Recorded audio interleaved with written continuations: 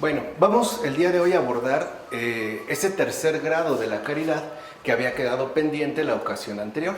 Recordarán que al hablar ya de la caridad, en este apartado de la salud recobrada, mencionamos que la caridad tiene tres grados, ¿no? Vimos los dos primeros, o sea, el amor a uno mismo, la genuina filautía, la filautía virtuosa. En un segundo momento, el amor al prójimo, ¿no? Con todas las implicaciones y exigencias que contiene, para finalmente llegar a este tercer grado de la caridad que lo constituye el amor a Dios. Entonces, para empezar, cabe mencionar que el amor a Dios no se puede reducir a un simple sentimiento. Esto es importante, o sea, no podemos hablar del amor de Dios en términos de un simple sentimiento, aunque por supuesto implica también a las facultades afectivas del ser humano, ¿no? Es decir, tanto a la potencia del deseo como al eros, nunca se limita solo a ellas. O sea, alguien puede considerar que ama a Dios porque lo siente ese amor, ¿no? O siente que ama a Dios, o que incluso es amada, ¿no?, esta persona por Dios. Pero en realidad, cuando hablamos ya del tercer grado de la caridad, constituido, como hemos dicho, por el amor de Dios, no podemos suponer que en efecto se va a reducir única y exclusivamente al plano afectivo, o sea, al ámbito de nuestra sensibilidad. Es más, como iremos viendo a continuación, incluso el amor a Dios puede ser que se dé sin sentimientos. O sea, que este amor de hecho madure aun cuando se diera una cierta ausencia de sentimientos definidos, aun cuando las facultades afectivas que nos pertenecen no estén por lo menos tan puestas al descubierto. Y esto es debido a que el amor a Dios abarca lo que somos en su totalidad. O sea, no solo, ¿no?, el amor a Dios se va a reducir al campo afectivo, sino que en realidad el amor a Dios va a abarcar, va a implicar todo lo que somos en su totalidad. O sea, realmente el amor a Dios nos involucra por completo. O sea, tanto nuestras humanas potencias como todas nuestras facultades. De ahí que entonces el amor a Dios no pueda quedar limitado, ¿no?, en un primer momento quizá a un ámbito afectivo.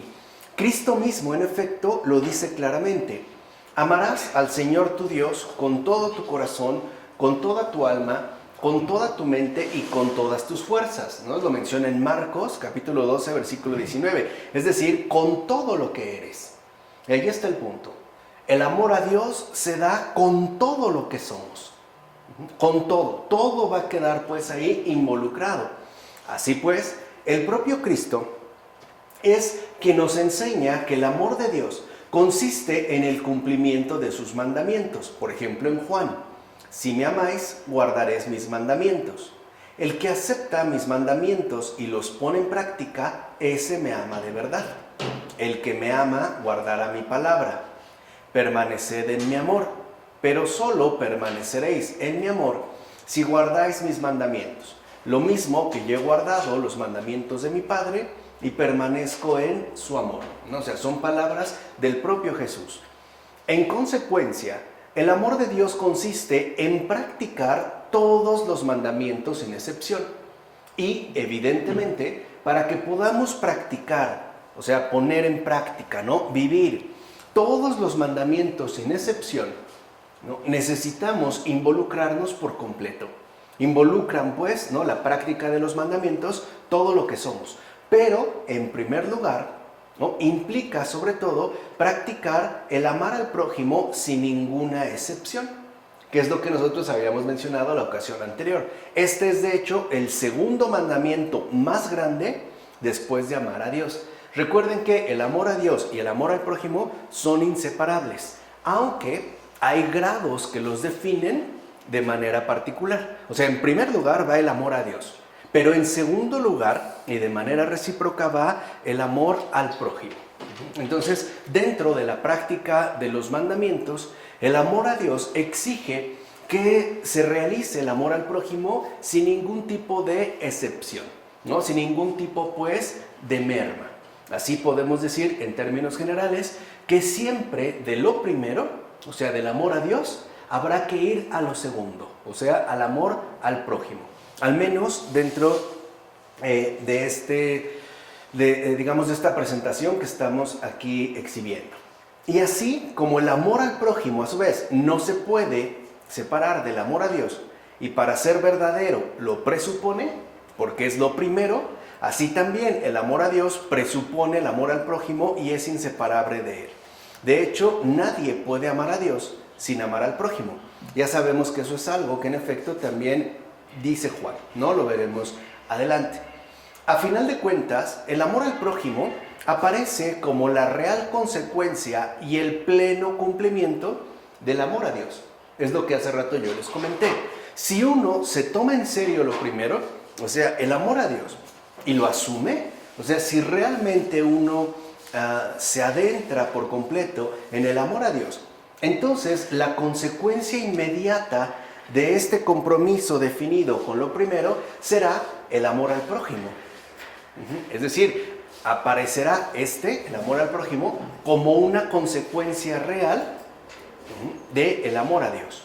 Y al mismo tiempo surgirá el amor al prójimo como el pleno cumplimiento del amor a Dios.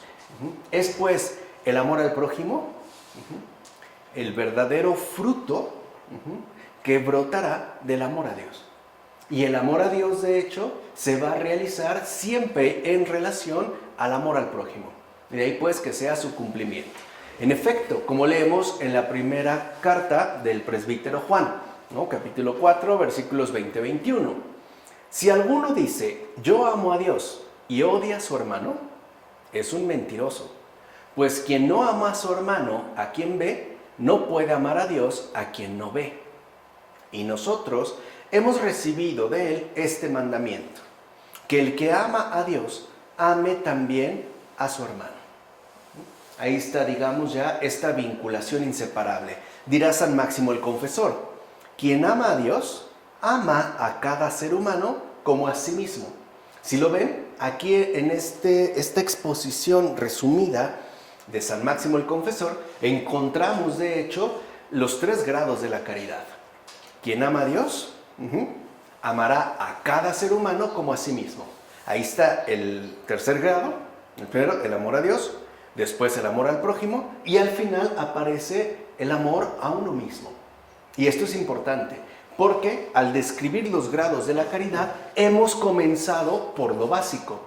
Pero dentro de la caridad en sí, esto va al último. O sea, va al final. Por decirlo brevemente, yo siempre voy al último. Es algo también en lo que va a insistir Jesús, ¿no? De tal manera que entonces Dios siempre es primero. Pero en la base expositiva que nos ofrecen los padres, nos facilitan el camino. De tal manera que nos hacen comenzar por lo más inmediato, al menos para nosotros, pero una vez contemplados los grados de la caridad, nos damos cuenta que este es el orden. Amor a Dios, amor al prójimo y amor a uno mismo. ¿No? Es lo que habíamos aprendido, espero que recuerden, con Pavel Florensky. Primero él, o sea Dios, después tú, o sea el prójimo, y al final yo, ¿no? Es decir, uno mismo. Y añade San Máximo, pues quien en verdad ama a Dios, ama también a su prójimo sin reservas. Ese es como el cumplimiento cabal del amor a Dios. El amar al prójimo, a cualquiera, sin reserva alguno. Aquí, por eso San Máximo vuelve, ¿no?, a insistir en que tanto el amor a Dios como el amor al prójimo se condicionan e implican mutuamente. Dirá San Doroteo de Gaza, imaginad un círculo. Imaginad que ese círculo es el mundo. El centro del círculo es Dios. Y los radios son los diferentes caminos o maneras de vivir humanas. Cuando los santos, deseando aproximarse a Dios, van hacia el centro del círculo, a medida que penetran en su interior, van aproximándose a la vez unos a otros. Y cuanto más, ¿no?, se van acercando a Dios, o sea, al centro. Y entendéis perfectamente que lo mismo ocurre a la inversa. Es decir, cuando uno se aleja de Dios retirándose hacia el exterior, ¿no? Recuerden que la imagen es un círculo. Si uno va del centro del círculo hacia afuera, entonces uno efectivamente se aleja de Dios. Y es evidente que cuanto más se aleja uno de los otros, más se aleja también y a la vez de Dios. Entonces las personas que se alejan de Dios se alejarán también de los demás. Y a la inversa. En la medida en la que una persona se acerca a Dios, se volverá cercano a todos los demás, ¿no? Por eso Dios es la única fuente de verdadera unidad entre los seres humanos. Y sigue San Doroteo. Tal es pues, ¿no?, la naturaleza de la caridad. En la medida en que estamos en el exterior y no amamos a Dios, en esa misma medida nos alejamos del prójimo. Por el contrario, si amamos a Dios, nos acercamos más a Él y al prójimo. Entonces, lo que vemos en esta imagen tan acertada, ¿no?, de San Doroteo de Gaza, es cómo nos permite observar que Dios es lo único capaz de formar verdadera unidad. O, por ponerlo en términos más simples, podemos decir que Dios es la única fuente real de comunión. En la medida en la que una persona se acerca a Dios, en esa misma medida se acercará a los demás, es decir, al prójimo, incluso a la creación entera.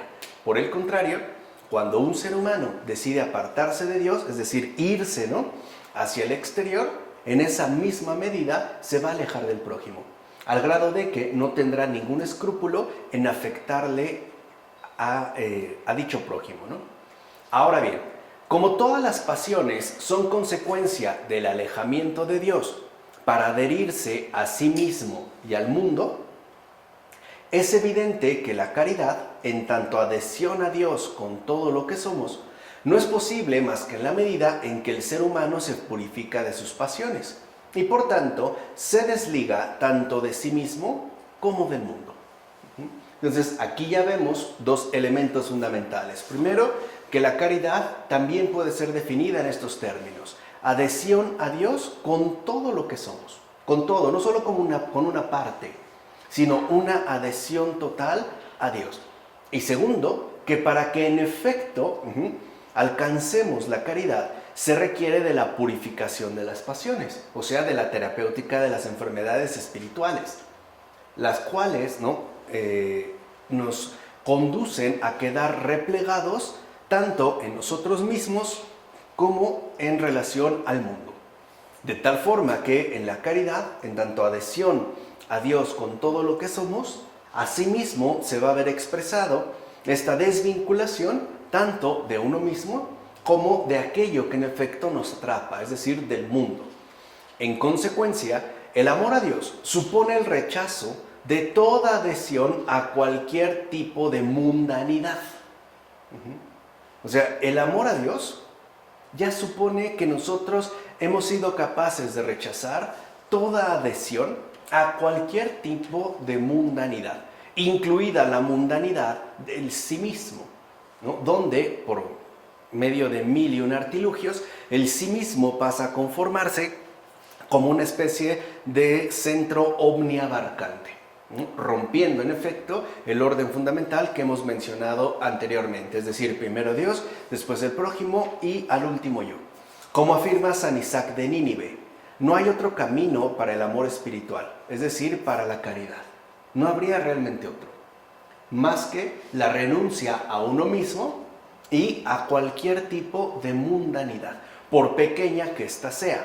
Ahora, en efecto, entendemos por qué San Diádoco de Fótice dice: quien se ama a sí mismo, o sea, según la mundanidad, no puede amar a Dios.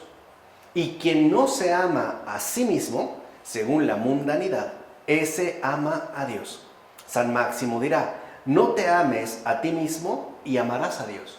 Ahora, aquí por eso decimos, ¿no?, hay que entenderlo bien. No están diciendo, ¿no?, por ejemplo, San Máximo, que entonces te lastimes o te agredas. No, lo que te está diciendo es: no te ames a ti mismo según el mundo. Porque el amor según el mundo es que uno vaya primero, que uno vaya por delante, y a partir de uno todo lo demás quede ordenado. Es más, para el mundo la cosa es justamente lo contrario.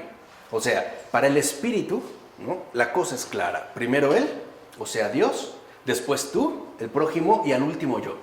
Pero para el mundo el orden es completamente inverso. Es decir, para el mundo lo primero soy yo, después viene el otro y basado en cálculos de conveniencia, de aprovechamiento, etc. Y al último viene Dios. Fíjense, el mundo, y eso hay que entenderlo, no excluye a Dios, sino que lo recluye en el último lugar. No lo niega, simplemente lo aparta. Y esto es fundamental para entender este tipo de afirmaciones. O sea, si nosotros rompemos cualquier tipo de adherencia de mundanidad, con respecto a la mundanidad, entonces es como en efecto podremos amar a Dios. Por eso va a advertir San Máximo el Confesor lo siguiente, dice San Máximo: llegar a la posesión habitual de la caridad es imposible mientras se mantenga una relación pasional con alguna de las cosas terrenas. Recuerden que el problema no son las cosas terrenas, es la relación pasional que establecemos con ellas. O como dijeron ya los padres, ¿no? El problema no son las cosas, sino el uso desordenado que hacemos de ellas. Y este uso desordenado, en efecto, proviene de las pasiones. Dice San Máximo: nadie puede amar en verdad a Dios y al prójimo si no renuncia a toda adhesión a las cosas del mundo. En verdad, es absolutamente imposible entregarse totalmente al mundo y amar a Dios. Es eso lo que ha dicho el Señor: nadie puede servir a dos amos, ¿no? Cita San Máximo las palabras de Jesús en Mateo capítulo 6, versículo 24. Así pues, la renuncia absoluta a sí mismo y al mundo no son solo la condición del amor a Dios, sino que de igual manera lo son con respecto al amor al prójimo. O sea, para amar realmente al prójimo necesitamos renunciar tanto a nosotros mismos como a la mundanidad, que en efecto, ¿no? Intenta una y otra vez atraparnos. Por eso es que la impasibilidad, o sea, la purificación ya de las pasiones de manera total, es requerida en ambos casos. Por eso, si lo ven, antes de la caridad está la impasibilidad, ya que mientras el ser humano no sea impasible, será incapaz de considerar al prójimo en su realidad verdadera. O sea, mientras no alcancemos la impasibilidad, el prójimo no es visto como la verdadera imagen de Dios que es, sino que por el contrario, será visto como una cosa de la cual yo puedo sacar provecho o algún tipo de beneficio, ¿no? El placer en términos de la pasión, o sea, la autocomplacencia. Por eso los padres no dudan en afirmar que la caridad es el fruto del esfuerzo del ser humano, con todo su ser y con toda su vida, por apartarse del mundo y volverse a Dios. La caridad es, pues, conversión total a la verdad, ¿no? Si hace rato dijimos, la caridad es una adhesión a Dios con todo lo que somos, esto es lo que va a implicar una conversión total a la verdad.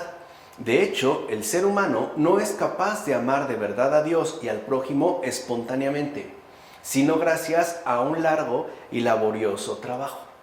Por eso los padres consideran que en efecto la caridad es fruto de un esfuerzo humanamente permanente. No es algo que se nos dé de manera espontánea. Por ejemplo, hay personas que quizá, ¿no?, nos resulten antipáticas, aun cuando no las conozcamos. O a lo mejor su modo de expresarse o sus convicciones, incluso su propia fisonomía, puede ser que nos resulte molesto. O sea, el amor al prójimo tampoco es espontáneo. Es algo en lo que uno tiene que esforzarse, ¿no?, día con día. Y este esfuerzo tampoco es algo que produzca resultados más o menos inmediatos, sino que los resultados que podremos ir adquiriendo por medio de este esfuerzo solo se harán patentes a partir de un largo y laborioso trabajo. O sea, de hecho, podemos decir que la caridad es un esfuerzo que nos llevará toda la vida. Toda la vida. Entonces, hay que entenderlo, no precisamente por los resultados inmediatos que nosotros quizá podemos llegar a suponer, no, sino por la perseverancia en este esfuerzo. Pero no debemos, a pesar de todo, olvidar que la caridad, como todas las otras virtudes, es un don de Dios. O sea, una gracia cuyo donante es el Espíritu Santo, según la voluntad del Padre y del Hijo. Eso es un don. Cuando se habla de una gracia, se está hablando, ¿no?, de una gracia, pues, un don, ¿no?, cuyo donante es el Espíritu Santo. Él es el que lo da la gracia y lo hace según la voluntad del Padre y del Hijo. De ahí que San Clemente de Roma observe que nadie puede ser hallado capaz de alcanzar ese don, sino solo aquel a quien Dios le otorga la gracia. Eso también es algo fundamental. O sea, nosotros estamos llamados a esforzarnos. Ya dijimos, ¿no? La caridad, lo mencionamos la ocasión anterior, es nuestro deber primero para todos y en todas las condiciones, aun cuando no seamos creyentes. Pero hay que entender también que esta caridad ya plena, ya total, es un don y que lo encontraremos en aquel no que se ha esforzado mucho, sino aquel a quien Dios le ha concedido esta gracia en particular. Lo veríamos, por ejemplo, en un San Francisco de Asís. En un principio, no por mencionar además un ejemplo bastante conocido, San Francisco de Asís experimentaba una repelencia espontánea por los leprosos. Vamos, le daban asco. No solo temor a contagiarse, era algo que él no toleraba. Pero una vez que tiene esta conversión, entonces Dios le concede la gracia de superar estas repugnancias e incluso vivir con ellos. Comerá del mismo plato, utilizando la misma cuchara, sin contagiarse. Pero es una gracia. ¿Se entiende? O sea, eso también hay que tenerlo claro. Y lo importante es que para recibir este don, el ser humano debe tender hacia él con todas sus fuerzas. Eso es lo que le manifestamos a Dios a través de nuestros esfuerzos diarios. ¿Se entiende? O sea, si nosotros nos esforzamos, lo que le estamos diciendo a Dios es: quisiera tener ese don. Me importa, pues, conseguirlo. Es decir, debe abrirse a Él con todo su ser y además ser digno de recibirlo. O sea, tener el corazón y el espíritu purificados por la ascesis teantrópica, que es aquí lo que hemos explicado. Vemos, por tanto, que, a final de cuentas, la sinergia, ¿no?, la colaboración, el involucramiento de la gracia divina y del esfuerzo humano es una acción recíproca. O sea, una alianza de colaboración mutua, que es en efecto la santidad. La santidad es esta alianza de colaboración mutua. Es aquello que nosotros manifestamos al Señor y la respuesta también que Él nos ofrece a nosotros. Además, estando en condiciones de hacerlo. Ahora bien, en este esfuerzo ascético, es decir, humano, para volverse a Dios, o sea, para tender a Él con todo nuestro ser, abriéndonos por completo a su divina gracia, juega un papel en verdad primordial la oración. Aquí volvemos a ver cómo la oración es algo esencial y destacado para nuestra salud espiritual. Como afirma San Isaac el Sirio, rezamos para adquirir el amor de Dios, porque en la oración hallamos los motivos para amar a Dios. O sea que también hay que recibir, pues, estas fuentes genuinas que nos permitan acceder al amor de Dios. Y estas fuentes son las que en efecto se encuentran ubicadas en la oración. Ahí están. Y añade San Isaac: de la oración pura nace el amor a Dios. Así pues, si el ser humano no persevera en la oración, conversando con Dios y pasando por todas las formas sucesivas de la oración, no sentirá el amor, ya que el amor de Dios procede de la relación que se mantiene con Él en la oración. Y en efecto, esa es la oración, una relación viva con Dios. Eso es oración. Puede darse mediante un diálogo, ¿no?, una conversación, pero también puede darse mediante un simple acto de presencia. O sea, muchas veces en la oración no es necesario hablar, pues. Ya iremos bien adelante el por qué. Pero es importante, pues, que nosotros nos mantengamos fieles a esta relación constante con el Señor, es decir, a la oración. Dirá San Macario, que el hombre pida constantemente al Señor engendrarlo en su corazón, o sea, recibirlo. y por lo tanto también darlo a luz interiormente. De ahí pues que la oración aparezca como un criterio definitivo de la caridad. En efecto, la caridad, aunque es un don de la gracia, es decir, una energía divina que viene del Padre y es comunicada al humano por Cristo en el Espíritu Santo, no obstante, corresponde, como todas las demás virtudes, a una disposición natural del hombre en su estado de salud original.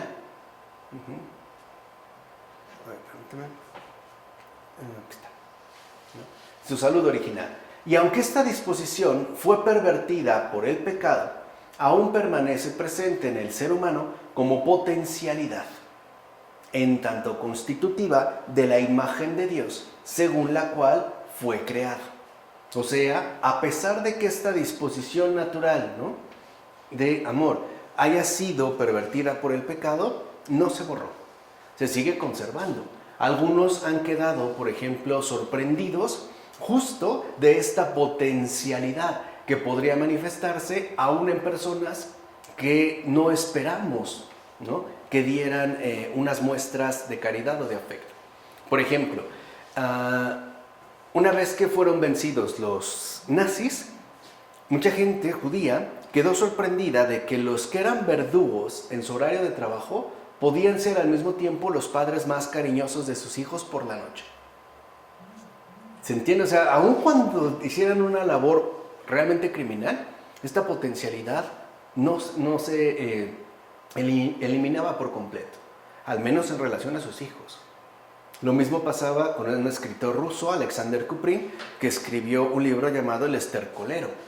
Lo que le llama la atención es como una persona, un verdugo sumamente cruel, ¿no?, al terminar de llevar a cabo toda su saña, puede voltearse, ¿no?, con suavidad hacia un mendigo y ofrecerle una fruta para comer, ¿no? O sea, ¿de dónde está brotando esta bondad? Bueno, es de aquí. Dostoyevsky también, ¿no?, estaba como sumamente perplejo por esta potencialidad que al parecer no se borra, no se quita, sino que parece brotar aún en personajes, ¿no?, ciertamente corrompidos. Por eso dirá San Macario lo siguiente: es conforme a la naturaleza del alma creada por Dios el que le ame. Y San Basilio dirá: por su misma naturaleza, un alma sana experimenta tal sentimiento.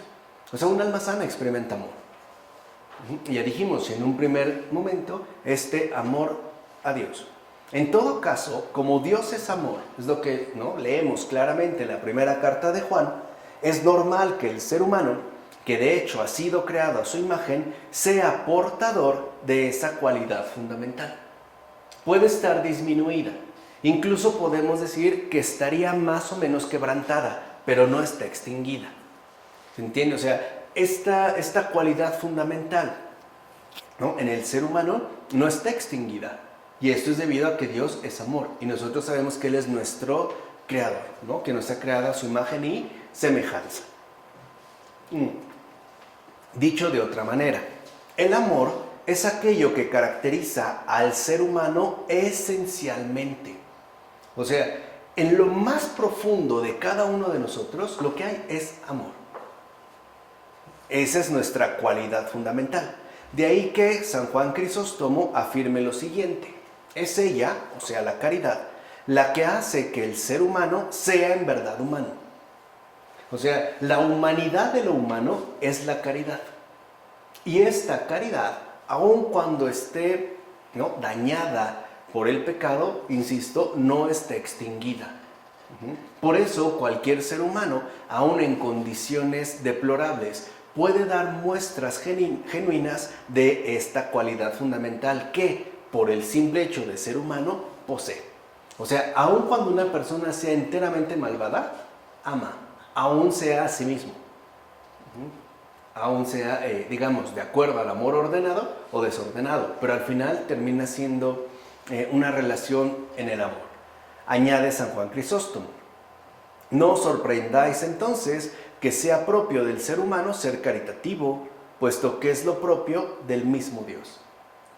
O sea, la caridad no tendría que ser lo excepcional, sino lo más común. Es más, en términos habituales, Lo común es esperar que alguien sea buena persona, no que sea mala persona. De hecho, lo que nos sorprende es que no se mantenga en la línea del bien, ¿no? Cuando una persona se va desviando del camino, lo que nos sorprende es cómo llegó a ello. O sea, ¿por qué no se mantuvo buena persona? O en casos más básicos, lo que esperamos, por ejemplo, es que una persona sea responsable en cualquier sentido de su vida. Cuando no lo es, nos llama la atención. ¿Qué pasó? ¿En qué momento se desvió? O sea, ¿en qué momento se alejó, ¿no?, de sus cualidades fundamentales? Como afirma San Basilio, lo que nos enseña a amar a Dios no es una enseñanza exterior. O sea, no es una mera doctrina que nosotros podríamos transmitir. Dice, en la naturaleza misma del ser vivo, estoy hablando del ser humano, dirá San Basilio, encuentro inserto este germen, la aptitud para amar. Ahí está nuestra condición más esencial. Sí somos aptos para amar, aun cuando nos viéramos, ¿no?, tremendamente deformados por la mundanidad. Esa aptitud para amar no desaparece. Hay quienes, por ejemplo, no sé, puede darse el caso de un asesino serial que haya cometido infinidad de crímenes y tenga un amor sincero por su madre o por un amigo, incluso por una mascota. Hay quienes, por ejemplo, no detestan a los seres humanos, pero sienten, ¿no?, un amor enorme por algún animal, o por alguna planta, o por el medio ambiente. Aun cuando detesten, esta pues aptitud para amar, insisto, no está extinguida. Y es justo tal germen potencial, o sea, esta aptitud para amar, aquello que la escuela de los mandamientos de Dios, como dijera San Basilio, debe asumir y desarrollar por completo con ayuda de la gracia divina. Dirá San Diádoco de Fótice, la caridad, cuando está en su desarrollo, llega a su máximo grado de plenitud cuando revela que la imagen ha alcanzado la plena belleza de aquel a quien se asemeja. Y esto tiene que ver con este planteamiento tradicional de que lo bueno es bello.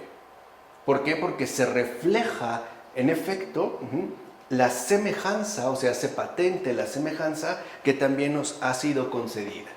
Así pues, este retorno del ser humano a su naturaleza primera, es decir, normal y sana en la caridad, se realiza por medio de la ascesis teantrópica en un proceso de conversión, según el cual el ser humano cambia toda su facultad de desear y su potencia de amar del siguiente modo, que es simple.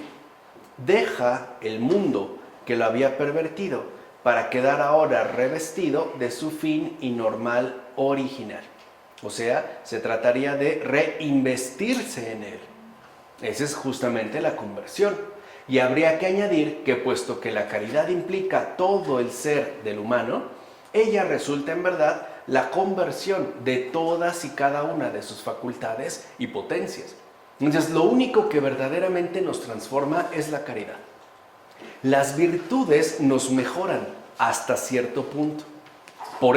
En cambio, la caridad sí nos logra transformar por completo. Es decir, logra solo la caridad la conversión de todas y cada una de nuestras facultades y potencias. Y eso es algo que solo es capaz de hacer la caridad. Dirá San Máximo el Confesor, la caridad es el fruto de la reunión y unión de las potencias del alma, irascible, racional y concupiscible, alrededor de las cosas de Dios. O sea que la caridad es la conversión total del ser humano. A eso es a lo que estamos llamados. Volver de nuevo a este germen que no ha desaparecido y hacerlo entonces plenificar. Por supuesto, ¿no?, con ayuda de la gracia, es decir, de acuerdo a esta sinergia teantrópica.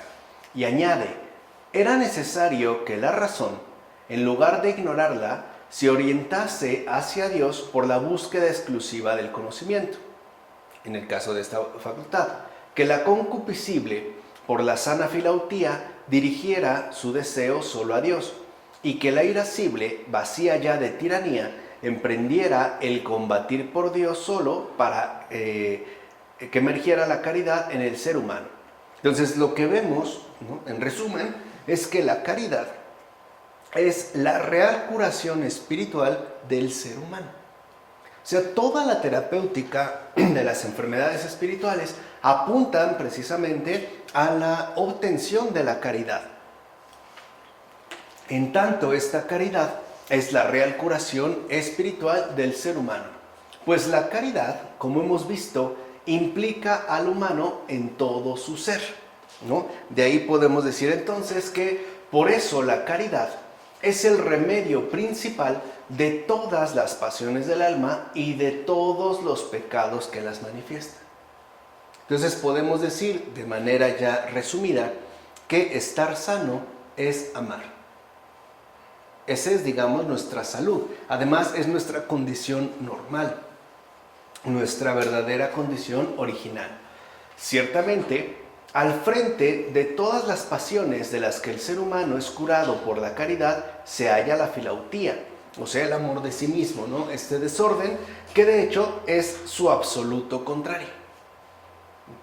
O sea, podemos ver cómo el absoluto contrario de la caridad es la filautía pasión, o sea, el egoísmo, el quedar replegado sobre sí mismo. Y así como la caridad puede ser llamada la madre de todas las virtudes, así la filautía es considerada por los padres como la madre de todas las pasiones y por ende de todos los pecados. O sea, todo pecado, pues, tiene como raíz última la filautía, el pensar solo en uno mismo, por ejemplo, o el tomarse en cuenta única y exclusivamente a sí mismo. Así, desde este punto de vista, la caridad, en efecto, es aquello que nos cura por completo. Como explica San Máximo el Confesor, al eliminar la filautía por medio de la caridad, aquel que se muestra digno de Dios elimina al mismo tiempo la multitud de vicios que no tiene detrás de sí otro fundamento ni otra causa que lo sustente, o sea, la filautía. Así pues, una vez que el ser humano posee la caridad perfecta, ya no hay en él ninguna pasión. Porque, como ya hemos visto, la caridad no puede coexistir con ninguna forma de apego al mundo ni a sí mismo. La caridad, pues, es, como dice San Máximo, aquello que reúne lo que está dividido y crea de nuevo al ser humano en la unidad de pensamiento y acción. Y en esto consiste precisamente el ser cristiano. Un cristiano no es una nominación. Un cristiano es una nueva creación. Porque en el ser cristiano, ahí es justo donde se reúne lo que antes estaba dividido. Y al quedar reunido, queda a su vez reformado, o sea, recreado de nuevo, ¿no? Este ser humano ya en la unidad de pensamiento y acción. Esa es la coherencia. Esa es la coherencia, pues, del cristiano. Piensa lo que hace lo que piensa. Y pensamiento y acción, a su vez, están sustentados de lleno en la caridad. Pero hay que advertir que esta función unificadora de la caridad no se ejerce de manera aislada. O sea, según cada persona que la posee. O sea, en pocas palabras, la caridad no es un fenómeno individual, sino que es un fenómeno comunal, ¿no? Nos involucra a todos. En efecto, tal acción unificadora asimismo se da sobre el conjunto de la comunidad humana. Es pues el fundamento real de la Iglesia del Señor, pues la caridad sana las relaciones entre los miembros de esa misma comunidad. Entiéndase por esta comunidad la humanidad entera, no solamente, digamos, la comunidad confesional, sino la humanidad entera. Y es esto justo lo que puede ordenar, ¿no? Es decir, poner en orden la relación con todos los demás. ¿A partir de qué? A partir de esta caridad, ¿no? Los demás, pues, son amados. Y son amados en su condición, sin atentar contra su respectiva peculiaridad, ¿no? Por mencionarlo de esta manera. Uno puede, como católico, amar a un musulmán, a un judío, a un ateo, a quien sea. Eso no sería ya ninguna dificultad. Ahí estaría ya de lleno, ¿no?, dada esta acción unificadora que trae consigo la caridad sobre el conjunto de la comunidad humana. Es más, incluso sobre la creación entera. Pues lo que vemos es que la caridad es, por tanto, algo fundamental y esencialmente católico, o sea, universal.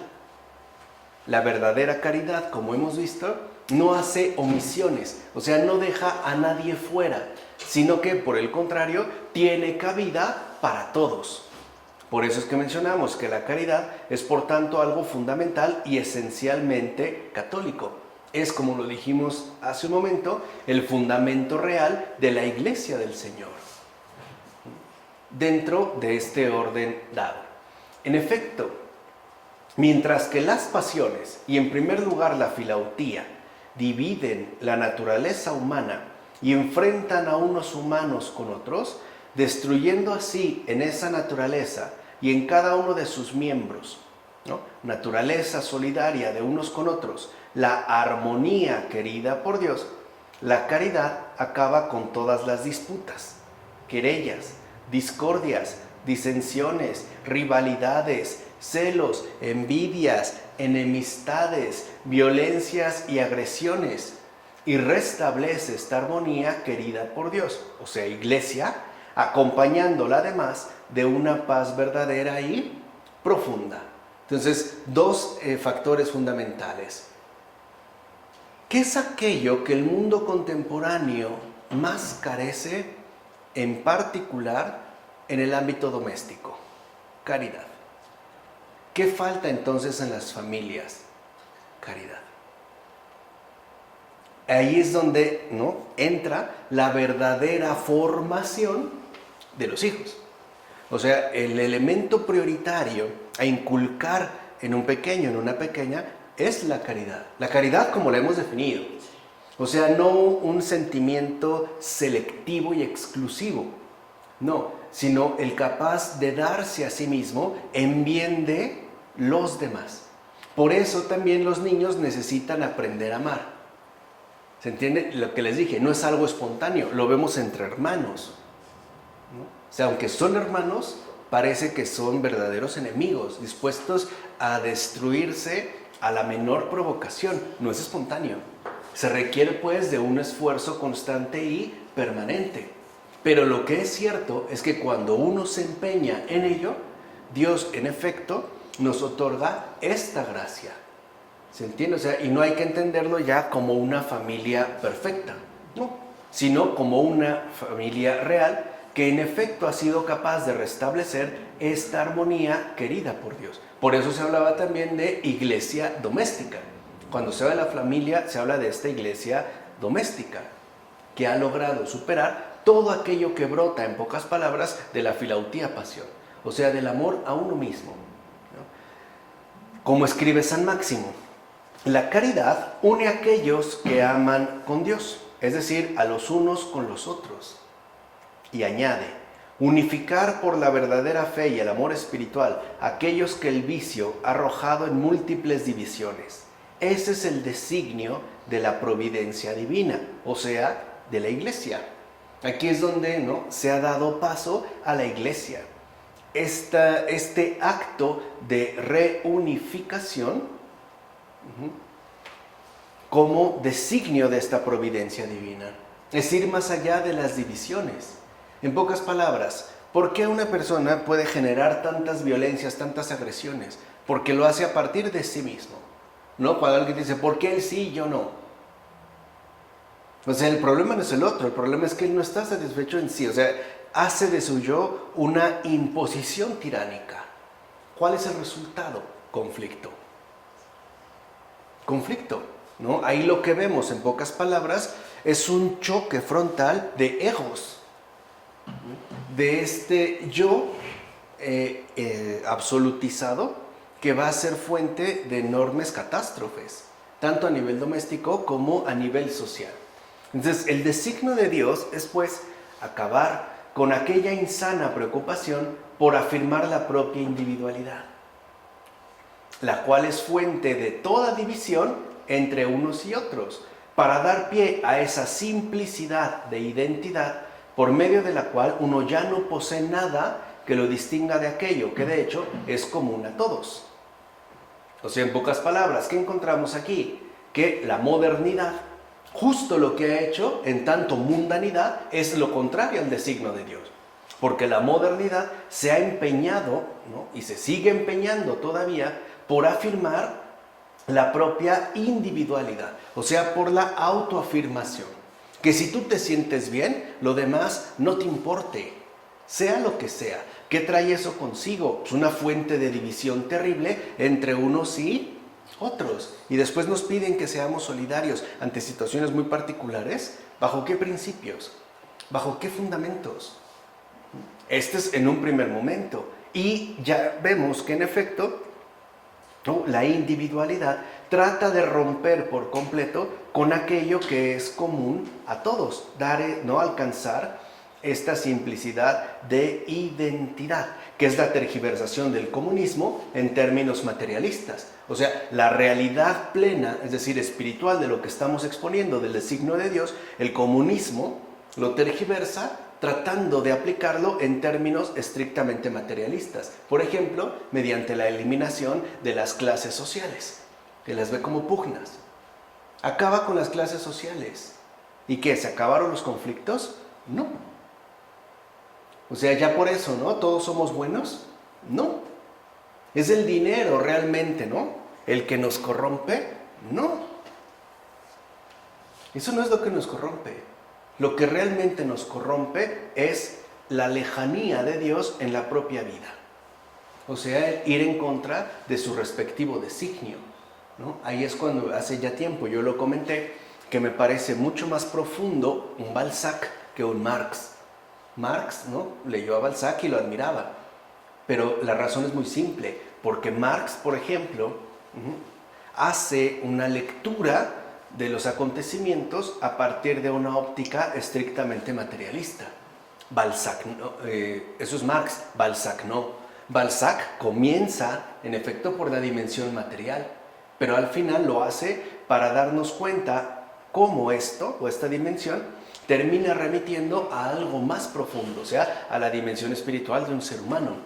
O sea, si Balzac, en su gran comedia humana, ¿no?, él consideraba que había hecho algo así como una especie de estudio a fondo de lo social, de la realidad social, podemos decir que esto en realidad se dio gracias a que Balzac era un profundo conocedor del alma humana corrompida. Ese también es un defecto en Balzac, porque parece que en Balzac todos son desgraciados, o sea, en el sentido de que carecen de la gracia del Señor. No hay seres angélicos, ¿no? Todos están sombríos. Pero vamos, dentro de ese aspecto al menos es mucho más profundo que Marx, la lectura de Balzac. O sea, como a final de cuentas, ¿no?, el enemigo número uno de este escritor francés es el dinero. El dinero como la fuente de corrupción del alma humana, ¿vale? Pero aquí es importante, pues, entender este designio. Como afirma San Máximo, se trata que seamos todos para todos y para Dios más que los unos para los otros. Aquí no hay comunismo. El comunismo dice, se trata que sea todo para todos. Dios no existe. Bueno, ¿y entonces qué? No, se trata que seamos todos para todos, o sea, un servicio permanente de unos en relación a otros y que, sobre todo, seamos para Dios más que los unos para los otros, porque sin esta garantía de unificación, todo se viene abajo, tarde o temprano. Aún cuando no haya propiedad privada, pues, ¿no?, en los términos clásicos del comunismo, no por ello dejará de haber asesinos o mentirosos, etcétera, etcétera, etcétera. Entonces, hay que subrayar que si la caridad iguala y nivela toda desigualdad y diferencia de distanciamiento, no lo va a hacer en detrimento de la personalidad de cada uno, como sí ocurre en el modelo comunista, ¿no? Por ejemplo, en el modelo comunista todos somos camaradas, que era la expresión usual. O sea, todos quedan neutralizados sin hacer ningún tipo de referencia especial a la personalidad de cada uno. En la caridad no. O sea, en la caridad somos hermanos a partir de nuestra respectiva, ¿no?, personalidad peculiar. Vuelvo al ejemplo que yo mencioné hace un momento con respecto a un musulmán. Si yo amo a un musulmán, lo amo como musulmán, O sea, no tiene que dejar de ser musulmán para que yo lo ame, ¿no? O no tiene que ser creyente, o no tiene que ser perfecto. No, o sea, lo amo desde su propia personalidad, así como es. Aquí no. Claro, porque al neutralizarlo se quita, ¿no?, esta exigencia fundamental de caridad. En efecto, cuando cada quien deja de autoafirmarse a sí mismo en cuanto individuo y por ello mismo deja entonces de oponerse al prójimo y a Dios, puede afirmarse como persona, o mejor dicho, verse afirmado como tal en tanto imagen de Dios, cuya semejanza se ha hecho manifiesta. O sea, no se anula, se afirma realmente. Cuando una persona ha sido buena con nosotros, ¿qué decimos? No se anuló. Ahí realmente se afirmó como lo que es, o sea, como una verdadera persona. Esa es la gran diferencia entre una persona y un individuo. Un individuo no se realiza como persona. Una persona es ya, ¿no?, la manifestación plena de lo más humano, de la humanidad. Y está tan, ¿no?, en relación con nuestra condición fundamental de imagen de Dios, que hay personas que te dicen, es usted, ¿no? O te pueden llegar a decir, o le hemos dicho a alguien, usted es un ángel, ¿no? O sea, usted es muy bueno, es un ángel, es un santo, o no sé, qué sé yo, mil y un cosas más, ¿no? Pero es esto lo que se ha hecho manifiesto, no se anula, al contrario, se afirma, pues, pero a la luz de la verdad, es decir, según la caridad. Por eso, San Máximo el Confesor va a precisar lo siguiente, dirá San Máximo, la caridad es la que conduce a esa laudable desigualdad por la que cada uno atrae hacia sí deliberadamente al prójimo y lo prefiere más que a sí mismo. Esa es la laudable desigualdad. Preferir al prójimo antes que a uno mismo. Es decir, al mismo nivel que antes se sentía presionado a alejarse de él y a colocarse delante de él. Tal alejamiento y rechazo del prójimo era obra de la filautía pasión, ya que ésta siempre reduce y descarta al prójimo. En consecuencia, puede decirse entonces que la caridad es la que da a conocer a cada persona en su realidad más auténtica y más profunda. Vamos, en síntesis, lo raro no es ser bueno, lo raro es no ser bueno. Eso es lo raro, ¿no? Cuando alguien hiciera una gran obra de caridad, eso no debería de sorprendernos. Lo que nos debería de sorprendernos es que no lo hagamos todos. Eso sí, que alguien nos ayude no es sorprendente. Lo sorprendente es que no todos hagan lo mismo. ¿Se entiende? O sea, eso es lo diferente. Por eso cuando alguien hace el bien y le agradecemos, esa persona debería de respondernos, pero no hay nada que agradecer. Es lo que se tiene que hacer, o sea, no habría, ¿no?, ninguna autoexaltación individualizada, ¿no? Es justo, esta es la caridad, pues, la que da a conocer, ¿no?, a cada persona en su realidad más auténtica y más profunda, y además es la que configura en verdad las relaciones entre auténticas personas, ya no entre objetos, sino que ahora todos mostramos aquel rostro humano que nos ha sido concedido. La caridad, pues, restablece entre los seres humanos relaciones de proximidad, no de distanciamiento, aun cuando le pongan, ¿no?, o le antepongan sana distancia. También hay que hacer una lectura de fondo.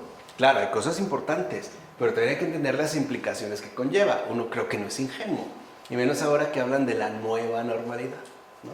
Ahora es una, ¿no?, reiterativos. Bueno, la caridad es lo único que hace del otro el prójimo de cada uno. Solo la caridad. Es lo que entonces establece estas relaciones de proximidad. Es el verdadero restablecimiento del orden humano. Ahí es donde veríamos, pues, ¿no?, la caridad. Se comprende, por tanto, por qué la caridad, a diferentes niveles y bajo diversas formas, constituye para el ser humano, como dice San Basilio, una regla de salud.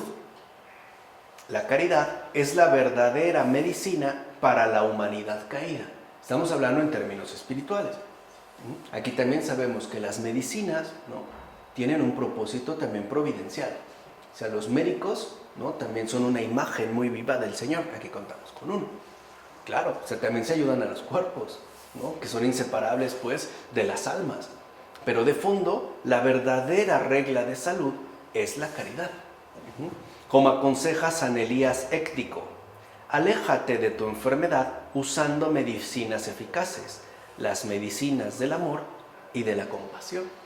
Esas son las medicinas realmente eficaces, la medicina del amor y de la compasión, como nos menciona San Elías Éctico. Por su parte, San Agustín subrayará que la posesión en plenitud de la caridad significa para el ser humano la posesión de la salud perfecta. Dirá San Agustín, la justicia será completa cuando sea completa la salud, y la salud será completa cuando sea completa la caridad. Entonces vean, en nuestro mundo, por ejemplo, contemporáneo, la justicia ocupa un papel por demás destacado, y es cierto, pero solo se alcanza la justicia cuando la salud también sea recuperada, en términos verdaderamente amplios. Y esta salud, a su vez, solo va a ser completa cuando en efecto se alcance pues la caridad. O sea que tendríamos que crecer de una manera totalmente integral, no solamente fragmentada, ¿no? Ahora bien, el ser humano experimenta esta salud mediante la paz que solo la caridad le proporciona. Ahí es donde en efecto veríamos cómo esta consecuencia más palpable, me atrevo a decir, que trae consigo la caridad. Y todavía más en profundidad, la caridad será para el ser humano la fuente principal de la verdadera vida. ¿Qué es lo que hace a los humanos verdaderamente vivientes si no es la caridad? Como menciona San Nicolás Cavasilas. Una persona, pues, que renuncia a la caridad, renuncia a la vida también. Incluso puede llegar a experimentar una especie de sequedad profunda que traiga consigo un estado enfermizo espiritualmente grave. Aquí también hay que entender esto, o sea, ya en más profundidad, no solo esta paz, sino también cuando uno encuentra, pues, el sentido de la vida. Cuando Víctor Frank habla del hombre en busca de sentido, también lo podemos entender como el ser humano buscando esta caridad, buscando pues realmente el amor. El propio Cristo es quien nos lo enseña, haz eso y vivirás. Lo dice en Lucas 10:28. Y dice esto después de haber formulado el mandamiento del amor a Dios y al prójimo para dejar en claro que habla de la vida eterna. No es de cualquier vida, pero cuando uno realmente ama, se siente vivo. Uno realmente pues estaría, en calidad de viviente. En suma, queda claro que la caridad une a Dios, une a unos con otros y a uno consigo mismo. Llegar, por tanto, al amor es, como dijera San Isaac de Nínive, haber llegado a Dios. Vean entonces, esta eficacia rotunda que la caridad trae consigo, en tanto salud plena del ser humano. Porque en primer lugar, la caridad une a Dios.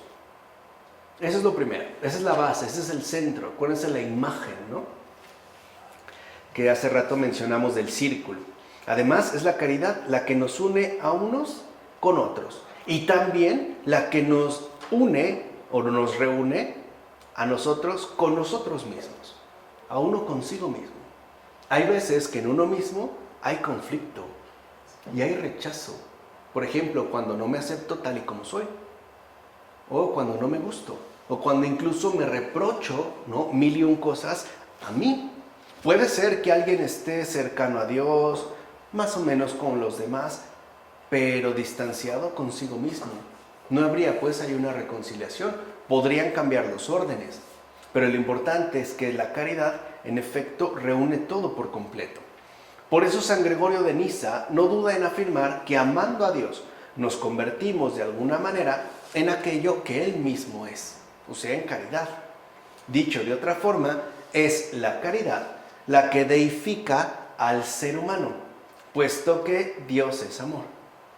Escribirá San Máximo: nada hay en realidad más deiforme que la caridad, es decir, nada que eleve más a los seres humanos a la deificación, Nada pues nos santifica más que la caridad. Ella es la que perfecciona la naturaleza humana hasta hacerla aparecer en unidad e identidad con la naturaleza divina en la gracia.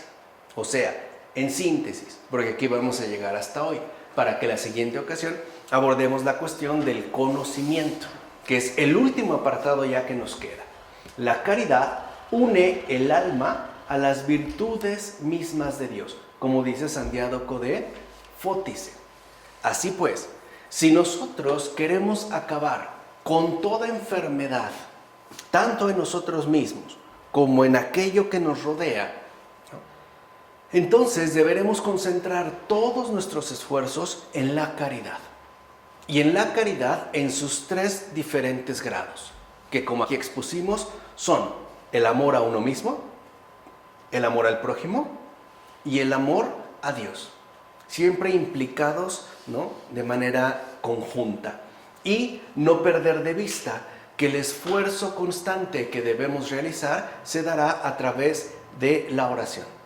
Porque si en la oración mantenemos una relación viva con el Señor, es justo a partir de esta relación que todo lo demás irá ocupando su respectivo lugar, poco a poco, ¿no? Y la caridad, a su vez, será un ejercicio constante y permanente de paciencia inquebrantable. Aquí lo que vale no es el resultado, sino el esfuerzo. Y un ejercicio constante de crecimiento. Es más, por eso el Señor, cuando nos permita, nos conceda e incluso nos obligue, ¿no?, a ejercitar la caridad, no nos la va a poner fácil. ¿Para qué? Para que el esfuerzo, en efecto, dé como resultado una caridad más grande, una caridad más madura, una caridad más plena. Recuerden que el Señor no se conforma con poco, sino que Él va por todo y por todos.